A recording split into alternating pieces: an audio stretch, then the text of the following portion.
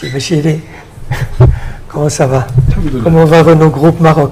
Très bien. On a inauguré la semaine dernière avec M. le Tout à ministre fait. un nouveau véhicule hybride pour la première fois. Oui, oui, vous allez vers les véhicules électrifiés. Oui, oui, on peut dire ça. C'est ce qu'on m'a dit, oui. Non, ce qu'on m'a dit, je veux dire, on m'a expliqué que c'est plutôt le terme électrifié qu'électrique.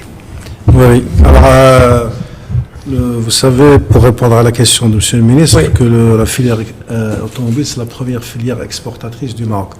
Oui, Donc on a dépassé les phosphates depuis 2014. oui, Et ça, c'est un nouveau secteur qui n'existait pas tel qu'il est aujourd'hui, il y a une vingtaine d'années. Donc ce qu'a fait le Maroc sur la partie industrie automobile, il est unique et extraordinaire. oui.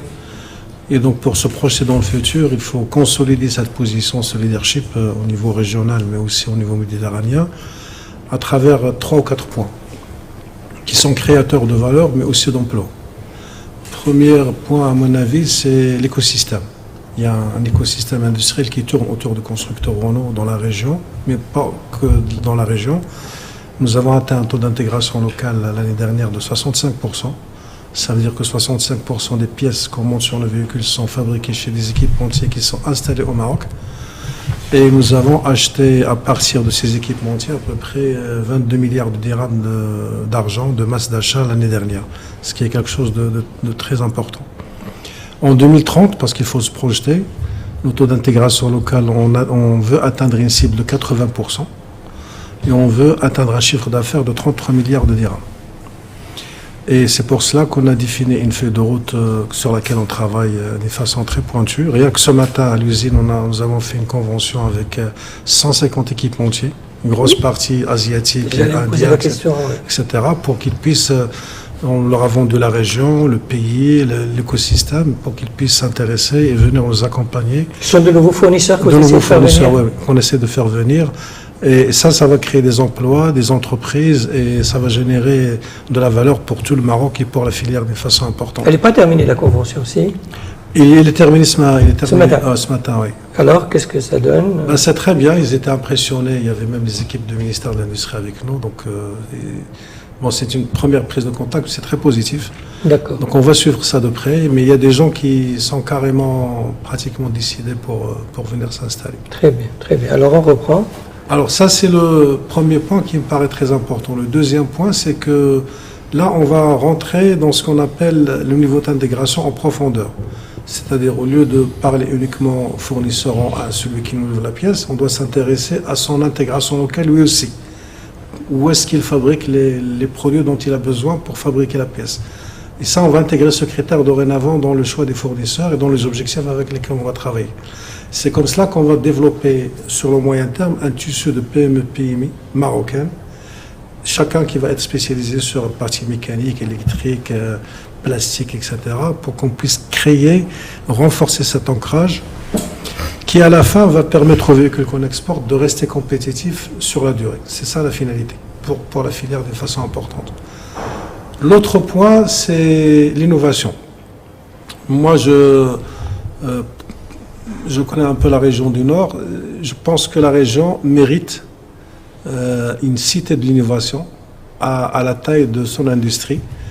Et cette cité de l'innovation, il faut que, parce que la région, il regorge de talents, il faut que ça devienne un hub talent de jeunes sur la partie innovation, la partie software, la partie intelligence artificielle, la partie robotique, la partie électronique, pour qu'on puisse un peu entraîner toute la filière, pas que automobile, toutes les filières industrielles qui existent dans la région, et pour que ça devienne une belle vitrine de la région. Et ça va créer beaucoup d'emplois, mais surtout ça va aider les entreprises à trouver des solutions opérationnelles par rapport aux problématiques qu'ils rencontrent.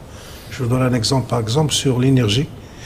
Nous avons commencé à travailler avec l'intelligence artificielle pour développer des solutions pour optimiser la consommation d'énergie de nos installations, de notre outil industriel.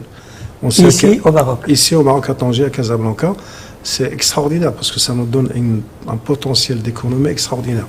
Ça, s'il y avait un hub talent, une cité d'innovation avec laquelle on peut travailler, interagir, ça peut générer beaucoup de choses et on peut même exporter ce savoir-faire au niveau international.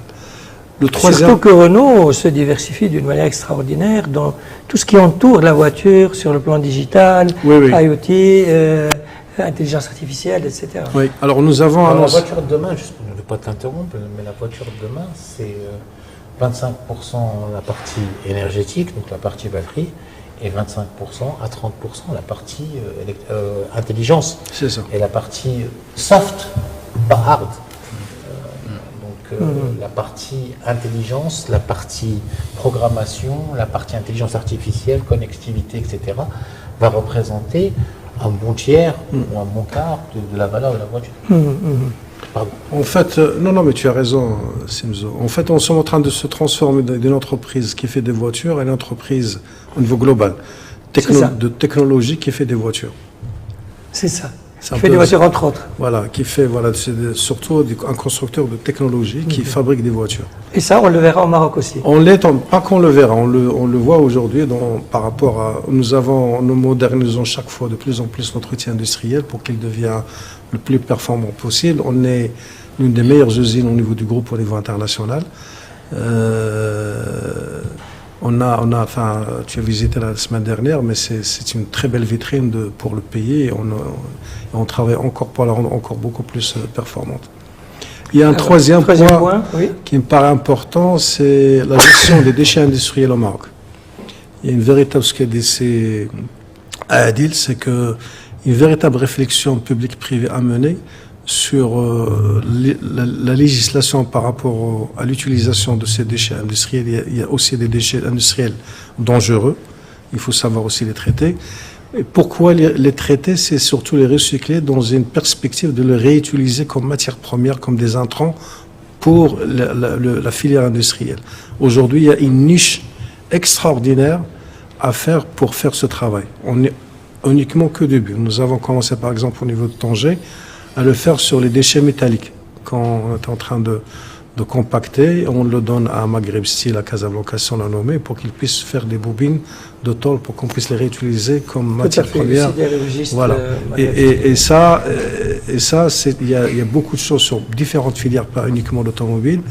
Et la région mérite qu'on puisse accélérer ce virage de gestion des déchets industriels et qu'on puisse donner aussi la possibilité à d'autres régions au niveau de la région du Nord pour qu'ils puissent travailler et créer ces écosystèmes futurs qui soient intégrés et interchevés entre eux.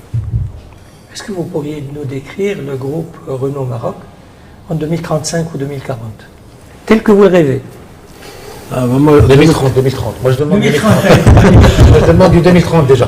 2030, on va garder notre position de leadership de la filière automobile au Maroc. On doit encore peser plus que 38% de chiffre d'affaires à l'export de ce qu'on pèse aujourd'hui. On doit être la meilleure entreprise attractive de talent. Et on doit être la référence au niveau international en termes d'industrie et de savoir-faire. Y compris les nouvelles technologies. Y compris les nouvelles technologies. Et là, je suis très confiant parce qu'on a une très belle feuille de route. Et on doit doubler nos emplois directs et indirects. On doit intégrer les... Je laisse de l'indirect, comme ça tu n'es pas obligé de... On doit être aussi, en 2030, on doit être à un taux d'intégration à 80%. Et combien de véhicules on va exporter par an? Là, notre CEO a annoncé, à partir de l'année prochaine, on va passer de 440 000 véhicules à 500 000 véhicules. Donc c'est déjà 60 000 véhicules de plus. Ce qui est un demi-million de véhicules, c'est très très bien.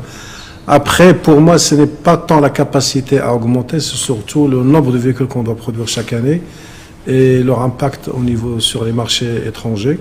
Le Sandero qu'on fabrique à Tanger voyage vers 70 pays. Et c'est le premier véhicule vendu pour les particuliers en Europe depuis 2017, toutes marques confondues. Et c'est ça la notion de Made in Morocco, ça se résume en ces deux chiffres. Alors pour ne pas l'engager, parce que c'est des choses qui peuvent avoir un impact, ce qu'il faut savoir, c'est que Renault a d'énormes ambitions pour sa plateforme marocaine. Il y a énormément de projets qui ont été déjà annoncés, mais un peu oubliés, mais qui sont en train de faire leur chemin, notamment sur la micromobilité, où il y a des choses qui sont en train de se préparer. Il faut rappeler qu'on avait travaillé on avait annoncé la localisation du Mobilize au Maroc.